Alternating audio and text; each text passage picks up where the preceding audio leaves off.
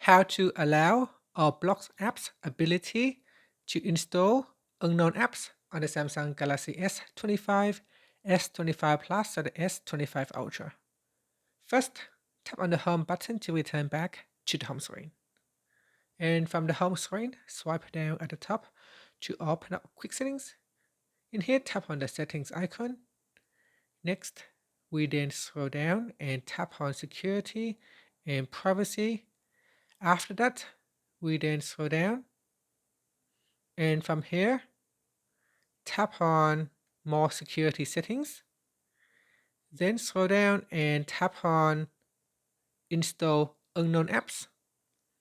And then go down the list here and tap on the apps that you want to allow or block the ability to install unknown apps. So let's say here, Chrome, I can tap on it to turn off or block Chrome from installing unknown apps. Or if you download an APK file from the web browser, from the Chrome web browser, and you want to allow Chrome to install the apps, then you want to tap on the toggle button to switch it on. This will give Chrome the ability to install unknown apps.